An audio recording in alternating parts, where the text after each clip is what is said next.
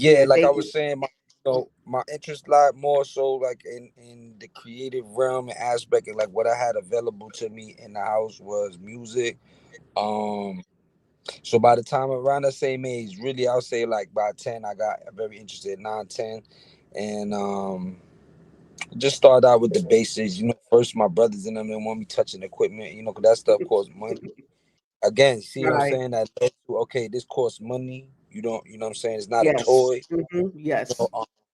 and the things that I like, the influence, things I were influenced by, and the example that was there for me, um, and what I knew about those things, like I wanted and I aspired to achieve early on, and what attracted me, what interested me. I know I needed money, because these things was expensive. How, Yes. how do I afford all this stuff? How can I do it on my own without Yeah. having to, So, oh, yeah, I'm sorry. Go ahead. I'm sorry. without having to depend on the next person? Got Yeah. it. Now, I was going to ask you, being that you said that you grew up listening to all types of music and your brothers were DJing at the time, what type of music were you listening to? Were you exposed to? They started their collection, by taking my mom's records. So that goes back as early as like, I want to say probably like the 50s and 60s, doo-wop, soul, um, Mm-hmm. early funk stuff, and you know, those type of music, and then also into their era, which was the 70s and 80s, which is you know more funk inspired disco, contemporary R&B, and then also we Latin, what I'm saying? So, Yes. a lot of salsa, merengue, and all different other type of, those type of genres. You can say that, and what we know, maybe the classic stuff, but there's, even the history of that goes even further back, where the sound of that stuff was different. Maybe like what they call Hibaro or typical Hibaro music, which is like folk, like original Oh, folk Puerto okay. Rican music, Got it. stuff like that. Like, so Okay.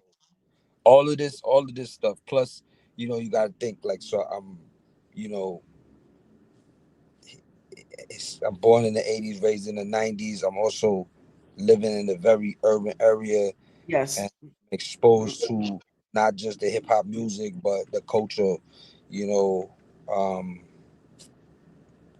the way people dress, the hairstyles, Yes.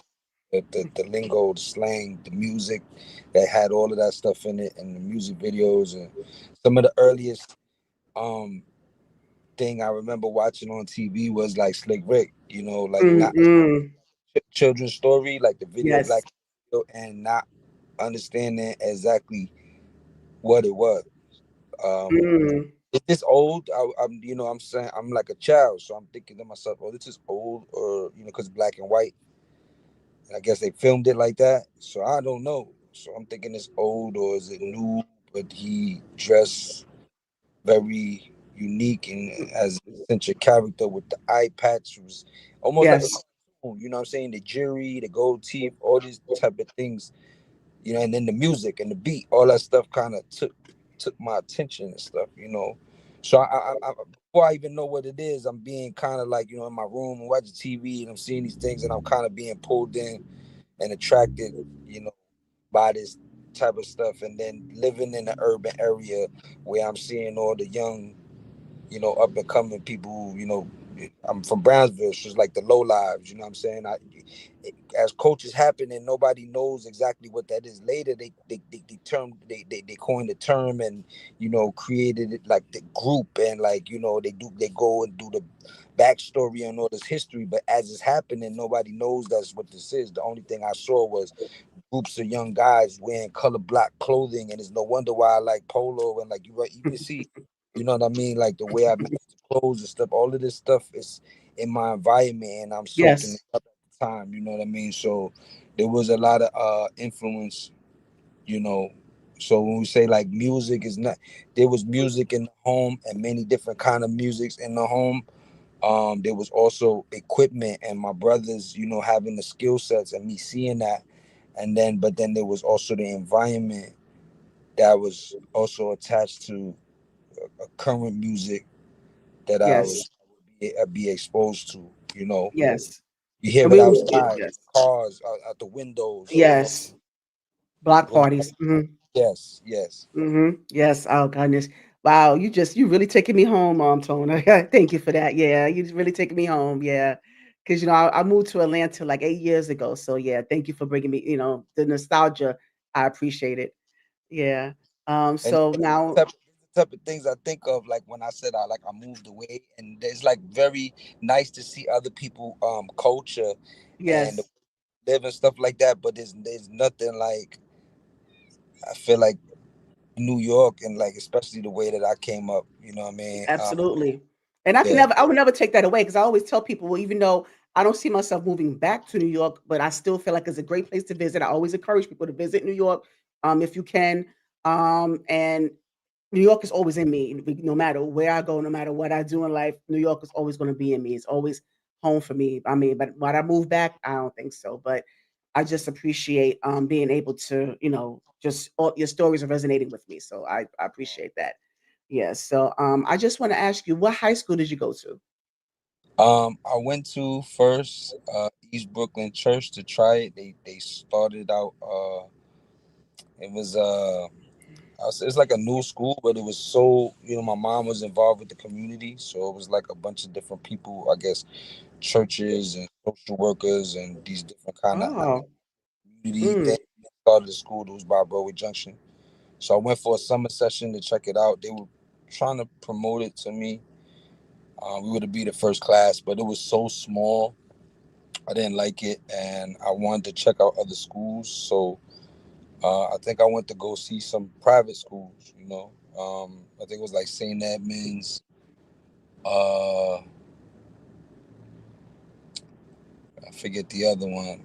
Maybe like Zavarian. I ain't like that. It was like all boys. mm, mm, And then I went to Christ the King, and when I went there, I saw that it was huge. It was like it was down in the valley. You have to like take these steps to go down, and it was like mm.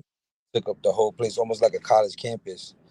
And I came from, regular, like just being in this small building, and I was like, nah, this is it. I think I like to come here. So I attended Christ the King High School, Christ the King High School. Okay. graduated And from, yeah, but so still with what my was it like there? Oh, you still oh, that's your ring. Oh, okay. That's your singing ring. Ah. Yeah, so how what was it like there? Like, did you get were you more popular there? Were you still the class clown? Did you get into activities? Were you more into the music scene at that time? Balanced it all out? 'Cause, school wasn't my thing. Like, I'm not mm, gonna lie to you. I mean, I right. did well. I believe that I was gifted. And that's why I said I can't question it. I don't know. Like, this is the thing I used to have. Like, I just like fall behind a little bit because I had to like really look at things, and it has to kind of like click, and it's like a ratio that happens in my brain, that once my brain figures out exactly how, like, you can tell me how to do it and you can show me these steps, but that doesn't always work. Then once I figure out how to do it, like my mom never let me use a calculator, like when we were learning all that stuff. Mm, So everything's, a lot of things were mental. Even like when I write music, I don't write it down. I go more by feeling. Like, it's a lot of mental stuff, and then I realized as I got older that even the way I see numbers and sounds is more visual, almost like okay. graphic, like, you know what I mean. Right. So that I didn't realize at that age, but I could see math and do mental math like this, and then people look at me like, yeah, right, and then they use a calculator and do it and be like, oh, like when I was a senior, like I did the.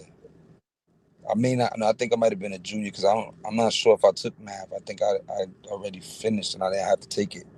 I wish that was the case for me. Yeah, Okay. so I already finished it in like by junior year, and at my final, my teacher asked, he pulled me to the side after we did the final, and he asked me if I cheated. He asked me if I found the key. Wow, what?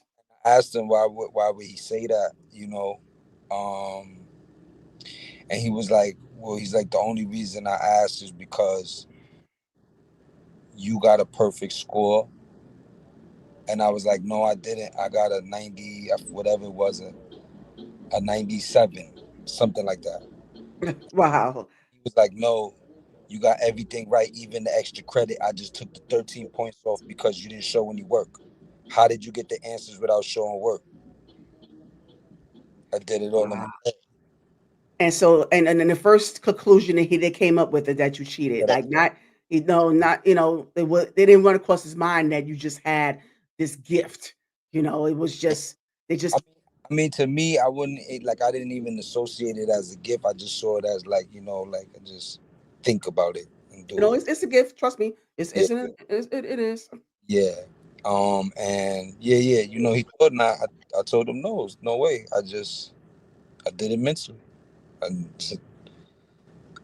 I never like, to me that is like a whole mess. It's confusing. Like when you use scrap paper and the whole scrap paper is filled up with all these numbers. Then I start to see too many numbers, and it gets Yes, overwhelming. yeah, Yeah, overstimulated. yeah. It's too much. Yeah, I just yeah, I hear you. never like that. I never liked that. My brain always figured out ways how to work with the numbers, and I would see them. And so at that point, so did he believe you at that point? Did he make you take any test again, or just to prove yourself? Did he do that, or anything, or he just believed Nah, that you were at? he just took my word for it. Okay, He okay, asked me if I went in his desk and took the key, and I told him no. wow, Oh, you know, yes. So I did you? I'm sorry. go ahead. No, I was going to ask you. So you advanced in math, and then you took all the class you needed to take to graduate. Um, were you in the honor roll and all that good stuff? I'd hit it sometimes, you know what I'm saying, but it wasn't really my focus, unless my mom came down. Like I'm telling you, like I would think I was like in the sixth grade or something like that, seventh grade, and I think I got like a 75. I didn't even fail, and my mom made me go to summer school for the class. Wow. Oh, Um, she and wasn't playing. yeah, and I knew at that time after that, I knew that I can't bring anything home less than an 80, 85. You know what I mean? Mm, I just got smarter, like you know what I mean. got you. And that's like the one with that. As and I really commend your mom as a parent, but and I do understand how you don't want to settle for mediocre. And I think that's what she wanted to instill in you, not to settle. But at the same time, did you feel any pressure at all at times to do well, and to make sure that you exceeded academically? Did you feel any pressure at all? Nah, um, No. that was the norm. And when you being programmed and you developing, and that's what you see. Like my mom really excelled. Like that's what I'm telling you. I saw her from an early age. I be doing my little first homeworks, and she'll be writing thesis. Like Mm, you understand? And like to the point where she be in her room reading books, thick books and stuff, and doing all this, and I fall asleep. That's how I fall asleep with her. Like so I'm wow. used to her being in the books, and like I'm telling you, she wrote like the master's degree. That's not a game. It's So not no. I'm in kindergarten, first grade, and I'm seeing this is what I'm seeing. So I'm already kind of used to this is already the example that's set. Like it's a higher bar. Yes, yes. Like I said, my mom excelled, was excelling in the point in life where I was developing, and at like in early childhood. So it was normalized, and the expectation. Maybe it's rough, but or tough, but it wasn't unrealistic. Right. It wasn't impossible for you It to was achieve. it wasn't unrealistic, and like I said, if I allowed myself to slip, then I just had to become smarter, so that way I could do what I need to do and be able to do everything else that I wanted to do. Got it. Got it. Yeah, I Because like that mindset. I like do I like said, that. Yeah. it was work before play. Yes. Only play if the work was done, and that Yes. that was academic, and it was also chores in the home and things like that. And Got it. I was given allowance. So these are the first things where I learned about, oh, you got to work for money and you get a little bit of money. But then when you actually earn the money and you learn the value of the money, and then you try to buy something with $3 and you can't because it costs $10 or $20, Mm-hmm. dollars, then you're like, wow, I gotta work a whole lot more.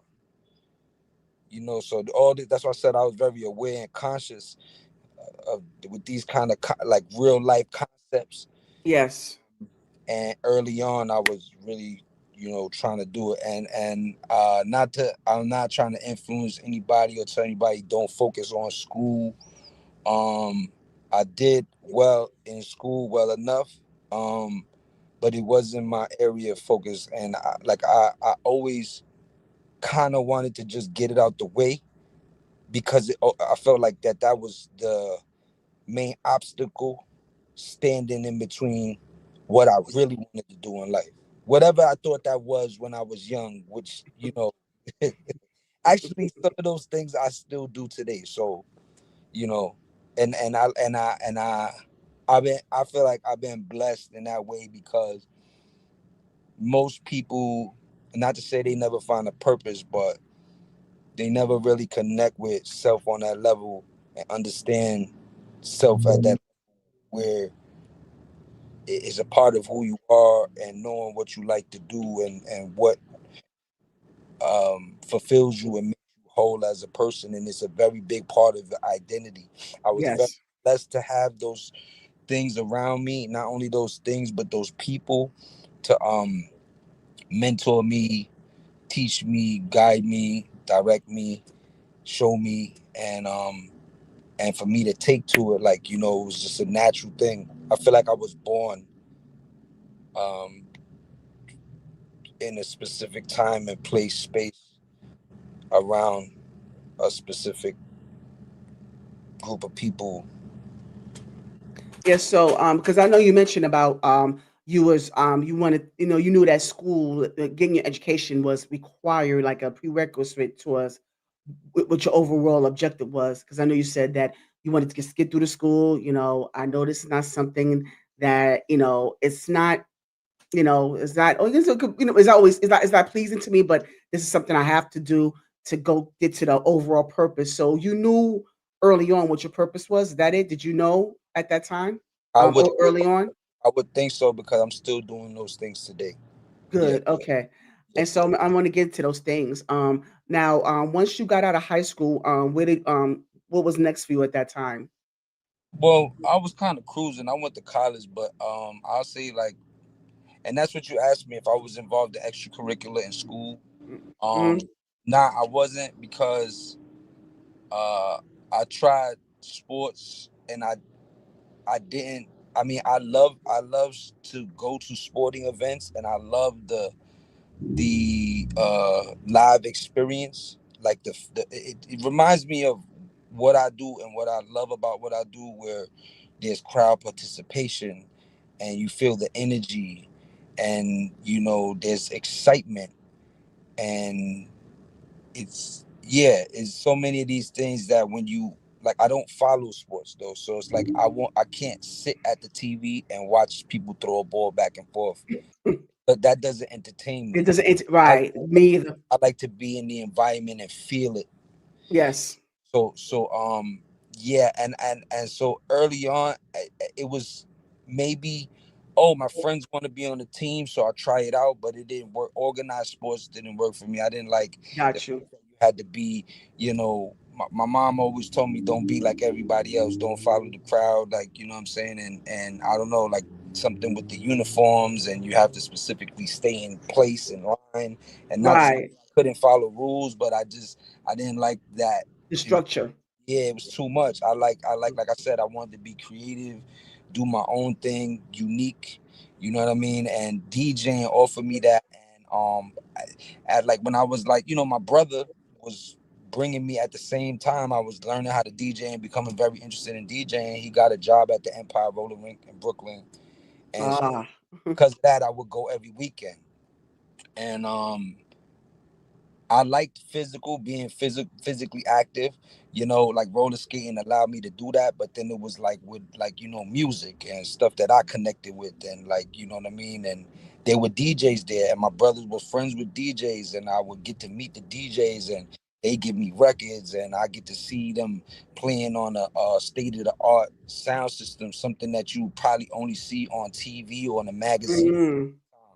Mm. So these things kind of like exploded my mind in a way where, and then it became almost normalized, where it's something that's so outrageous and unfathomable and unreachable, but then it's there right in front of my face, and It's the right there. Got you. my friend and operating it and like, yeah, here, come here, try, you know. And so that really exploded my mind and my mindset. And like I said, I didn't realize that at that time, but now looking back, now I know, you know, it was, that's why I said I was born in a time and a place and a space and around people that kind of like groomed me, and what I'm saying, taught me the way. And I, I really feel like it was a maybe like a predetermined or destined path, and yeah, like a purpose. I was already like ushered in, what I mean, of Yes. all of this stuff. And at I mean, the first time I like actually used equipment at the Empire might have been like 13. One of the DJs, Big Bob, a mentor of mine. One night we hanging out after the session finished. We used to hang out in the DJ booth with these guys. They like 3 times my age, maybe 4 times my age at the time. Got it. I'm just So like, what was which can you give me some can you name some of the DJs that inspire you throughout the years? Some of the DJs? yeah, sure. All the Empire DJs, all the old school Empire DJs for sure. Big Bob, Sting International, his cousin DJ Tory. And by the time I got the job there at 15, it was my first professional. Um, Mm. I was a resident at the Empire for about 8 years, from when I was Wow. till I was almost 23, or 22 and a half. And DJ Q, I played alongside DJ Q, who's like, at that time was probably like twice my age, at least, you know, 12, 15 years older than me. But yeah, Mhm. I Mhm. watch him and I see him, and he played different sessions than I played, but I'd always just look at the older guys, like I told you, see what they doing and how I could be better, and try to, I wouldn't say copy, but just put myself in the position to where I could work. Yes, and you put yourself there, and I just really just like I said, I'm hoping that people, whether they watching live right now or replay, I just really hope that there are people out there that understand the grind of it all, and understand how you're motivated by your purpose and how you were able. Because not everyone is blessed to have that, to be able to understand the purpose and be motivated by it and aspire to do it and continue. And continue to work towards it, so I just really commend you for that. I really, can't do nothing but respect it. So, Thank you. yeah, yeah, of course, of course. Now, I just wanted to know because at the time, you're doing the DJing early, so early on, and you balancing school as well. Like I said, very commendable. But at the same time, once you gotten older, you became an adult, and you were DJing, and you still perfecting your craft. You still had to work. You had to do a regular job, correct? Yeah. Yeah. But before I really got me, I spent so much time. I went to like, so there was high school and then there was college. I dropped out of college. It was a lot more freedom in college. Mm. And it wasn't holding my attention. Yeah, it's not for everyone. Yeah, and also too in high school, like I said, I wasn't popular. And not to say it like that, it's crazy because there was a turning point, because I remember, I'm telling you, like, so I'm 15, so I'm probably Mhm. like in the 10th grade, and I have a job at like one of the most popping places in the city. And so I'm going to this place at the skating rink, by myself. I'm already Mm, like I'm already like I'm living a double life. yes. Regular high school kid, and then I'm like a DJ at the most poppinest place that the kids could go in the city, and then um so in high school it's like a lot of cliques, and you got the jocks, and you got the trench coat mafia, the gothic kids, and all of this. They all different kind of cliques. Mhm. I knew who I knew based off of like we ride the train home together, maybe live in the neighborhood or stop along the way. So we kind of like knew each other, but I think it was too early for people to actually like the Empire wasn't a place that your parents just let you go to. So Right. until people came like 16, almost 17, almost graduating, like I say at the end of junior year, where they would go in groups then to go to the skating rink, and then or somebody came with their mom on a Hmm. go to somebody's birthday party, and then they saw me DJing. Then they started to whisper in the school like, "Yo, I saw him over there at the skating rink, Of course. DJ." Like what? Like this is stuff that I wouldn't even really tell people because I just mind my own business. I do the Right. You were you know, moonlighting at I that time. I Yeah. cut out. I cut Hmm. out. That's it. If I had a girlfriend, maybe I just mess with the girl at the time, and then I'm like, what I mean. I'm not really, hey, what's up? I see you when I see you. You know what I mean? I'm already, like I said, I was living a whole nother life outside of school. I was already way advanced. My friends were in their 30s and 40s. Like you got to remember, my siblings are. There's a 20-year Yeah, gap. they right. They're grown. Right. Mhm. So my friends are their friends. Right. Right. I did have friends in high school and like my age peers and stuff like that, but yeah, I was already like way advanced, and that's why I said I had to figure I had to be smarter, and I was just doing different things, and they didn't realize it, so I didn't care about being in the cliques and being Right. like, okay, so what? You the star player? Okay, cool. That's amazing. You work for that. You know what I mean?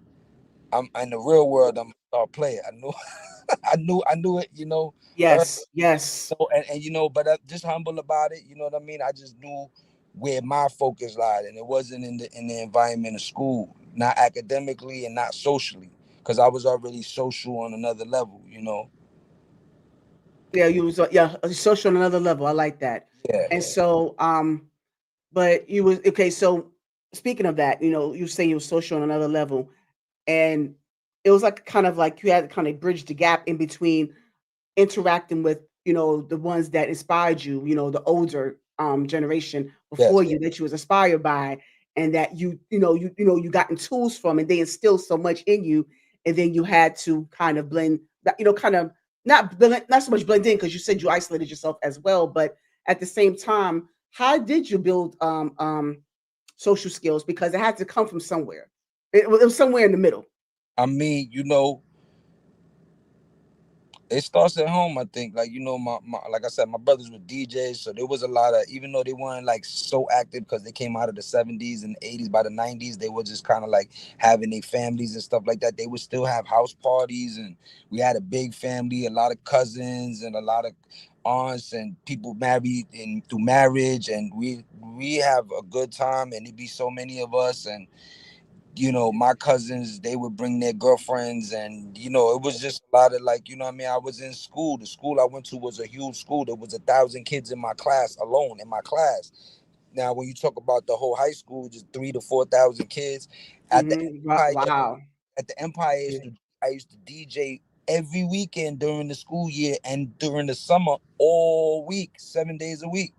And there was minimum 5 to 800 people.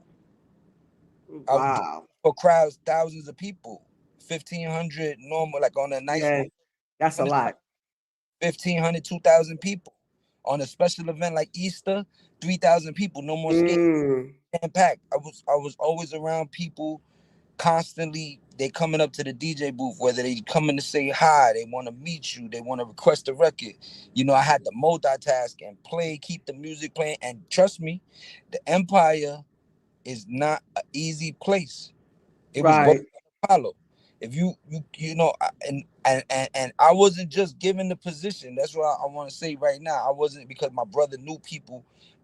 My brother's friends called my brother and said, "Hey, we doing tryouts. You should bring your brother." So I came. Mm.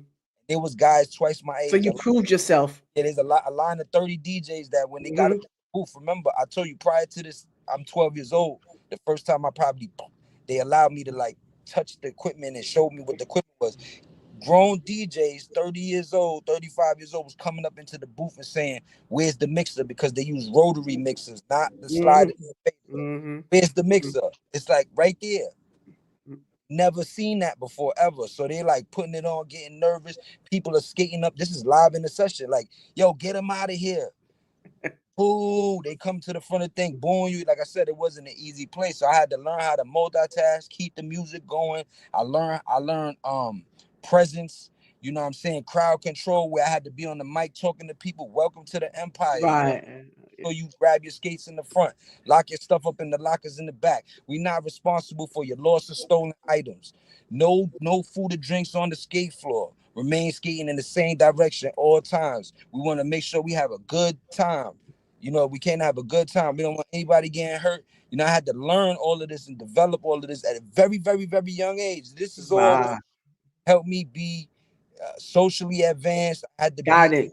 I wouldn't even Okay. say outgoing, but I had to be open enough to be able to handle this, and I couldn't be timid. Yeah. Oh no, you had yeah, right. Because you did because he had to respect you. They had to, you had to be stern enough to say you okay, because you had to be taken seriously. Right. And you know, Yeah. and this was all of this was on the fly, and you have to be like not only like you said stern enough, but you have to be open enough. And yeah, you have to be open up and even to take the criticism, because people will come after the session, people will tell you, yo, that was dope, that was great, or people be like, yo, you could have done better. Like I ain't really like when you know. So it's like, I learned a lot as like on the job, like in real time, you know, Yes. Yes.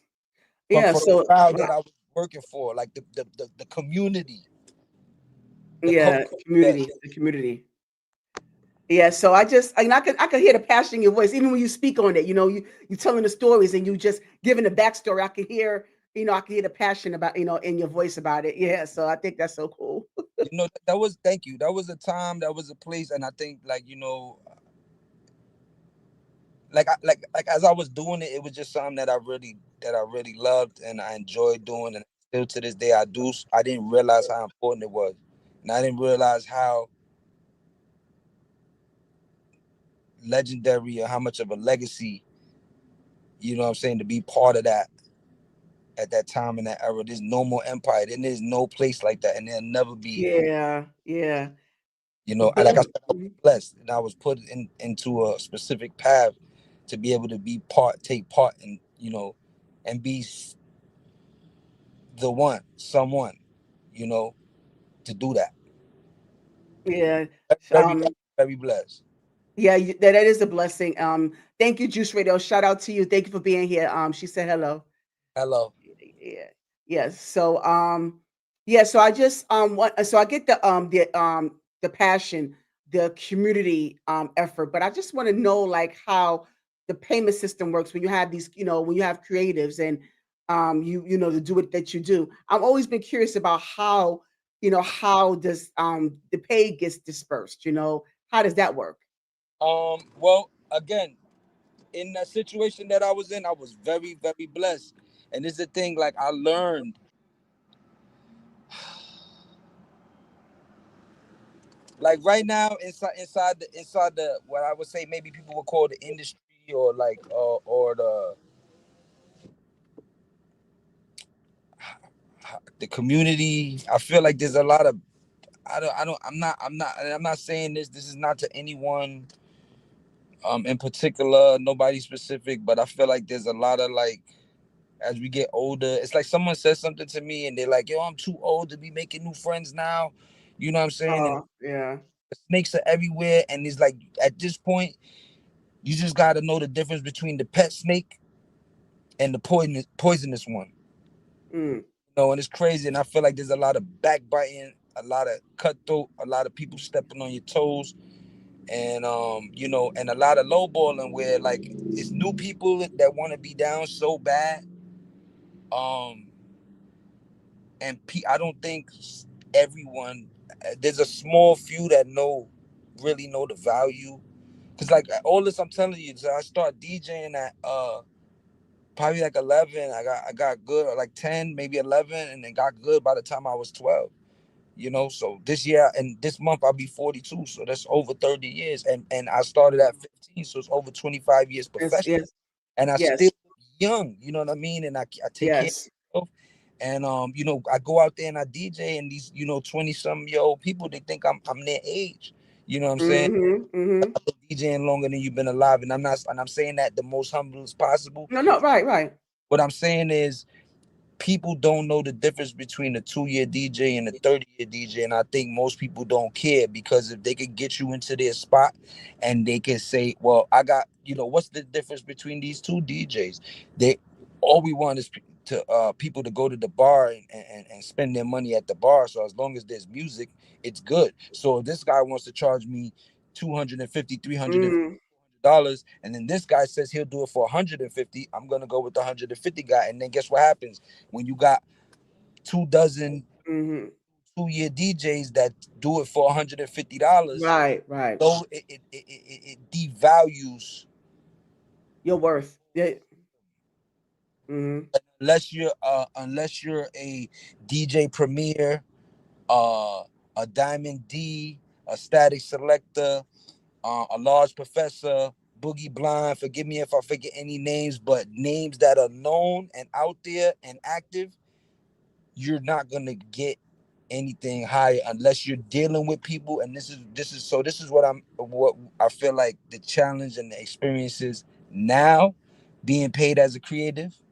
There's always somebody that wants to do it for lower, somebody who wants to lowball you, pay you less, and Mhm. somebody that has a bigger name that will get booked, but they rightfully put the work in to build their brand and their name, and they're not so much the underdog. So they're gonna be Right, right. more of a value and an asset because they're seen on social media and they have a legacy behind them. So the place will pay for that. Got you. And if the DJing is not the best, you know what I'm saying? And that's what I say. I'm not talking about anyone in particular, but you know what I'm saying? Like that's how it is. And like my experience early on, being able to be 15 years old and play at the Empire, they wanted me to play, and I was not old enough to play legally. So the owners of the place said that they'll pay me under the table, the going rate at the time, until I reached the age where I could get the proper working paper to be paid on the books. And I came up around the people who not only taught me the right way, the right skill sets, but I didn't have to worry about being taken advantage of. They did the right. Good. I was thinking about that, and I'm so glad that you said that. Yes. And so, how did you stay in this business for as long as you have? And you mentioned in comparison to those coming up behind you that charges less, and how do you stay relevant and maintain your worth? Know your worth, and how do you still maintain work? How do you maintain gigs despite the comparison in rates and the comparison in what other DJs are willing to do and for the amount or on what they charge for? Well, I don't. The thing is that I don't totally depend on it. So Got you. I'm not gonna jump in the corner of the ring with a flying elbow, a razor blade, trying to slice everybody in the same. You know what I'm saying? For the little couple dollars. Mhm. You know what I mean? When it comes to that, if it gets to that point, you can have it.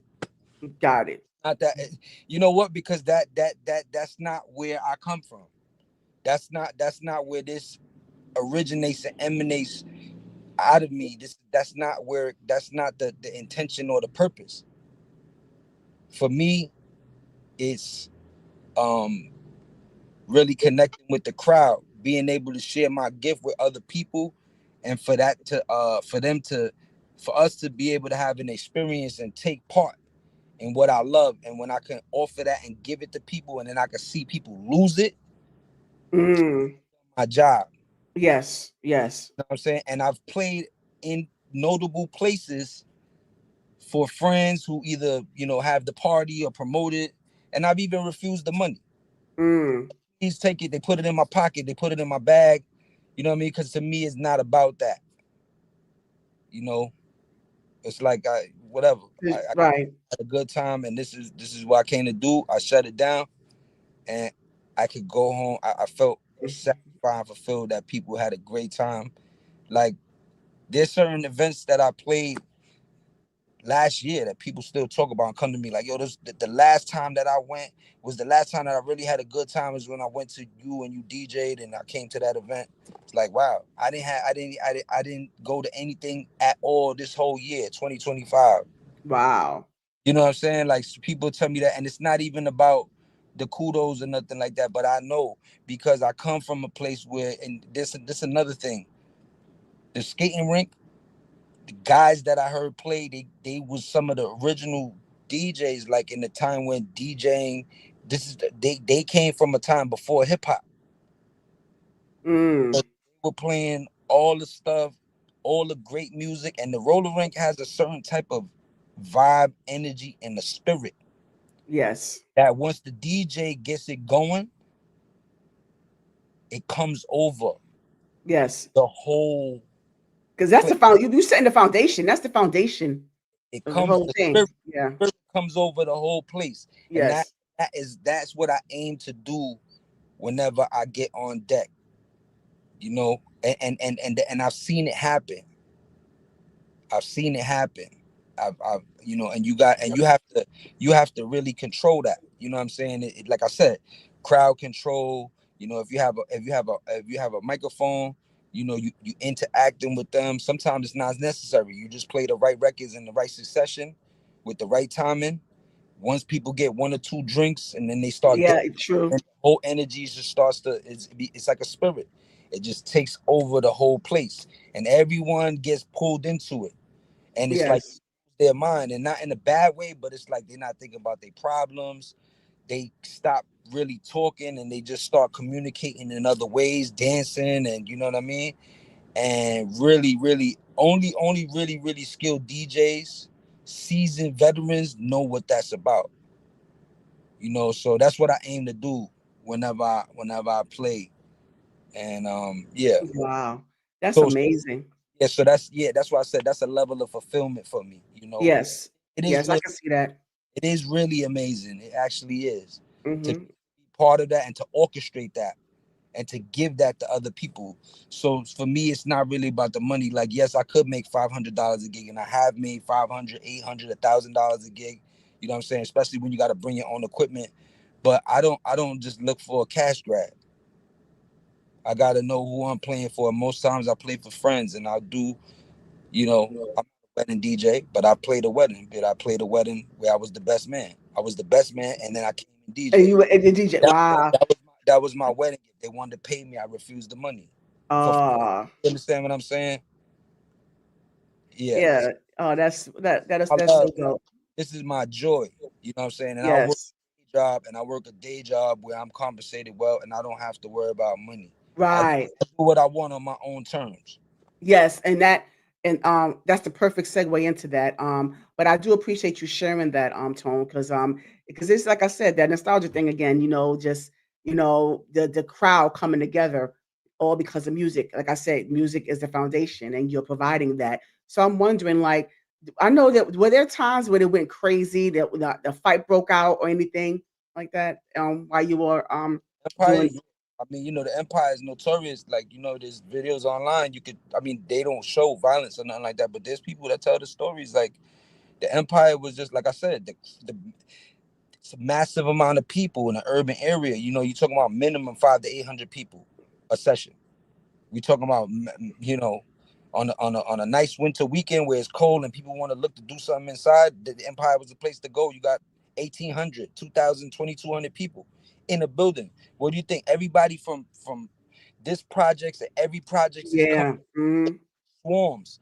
This gang, this from this neighborhood, this you know, and it was like a fashion show. Everybody wearing their best Yes. jackets, their best sneakers, and people getting robbed, guns going off. I was stabbed in there. I Mm. like I was young, I'm probably like 16. So Mm. you know, like just a lot of stuff. I've seen a lot of things. Yeah, yes, not only fights, other things. You know, and then some of that stuff I don't even want to talk about. You know, Right, right. it's just some of it is sad, it's senseless. Yeah, yeah, I know, and I can understand that, and it's so unfortunate that we can't even come together and just have fun Yeah, I mean, without I, without something. I think it's just part of it. You know, It there's is.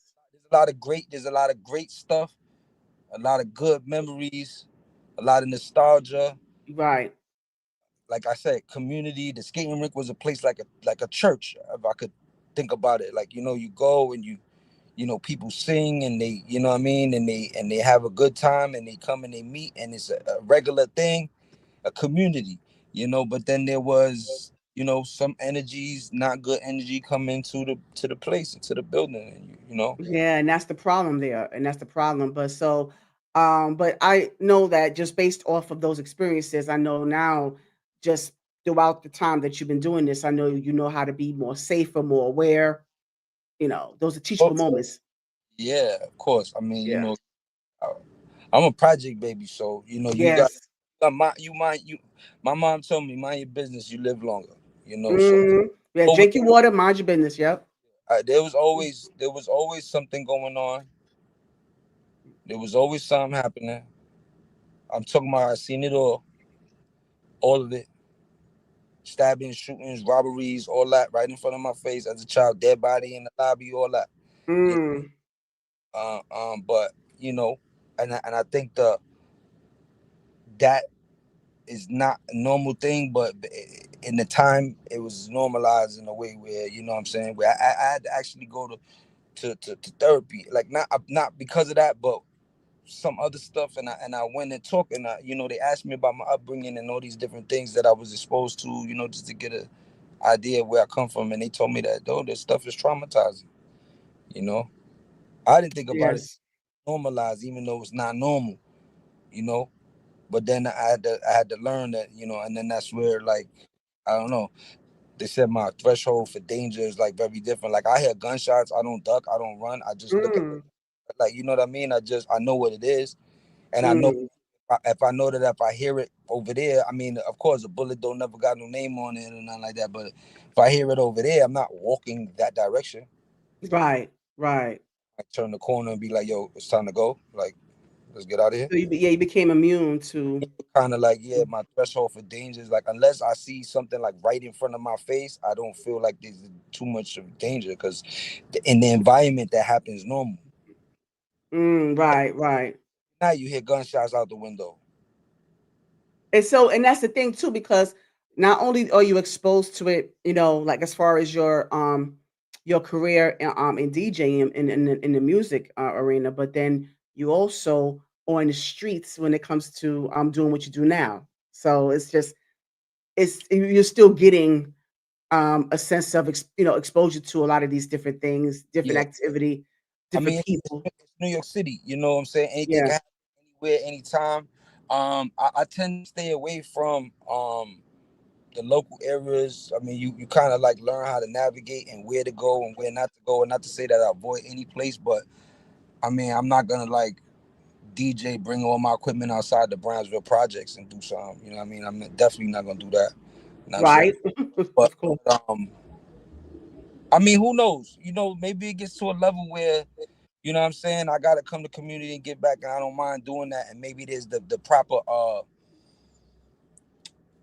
how do you say, the proper safety, you know what I'm saying, where there's Measures. permits involved and police and all that, and that's cool. Like, yeah, we're gonna come and throw a big thing for the community, and yes, I'm not opposed to that, you know what I'm saying, but I'm not gonna do that now, like, you know what I'm saying. No, I don't blame you.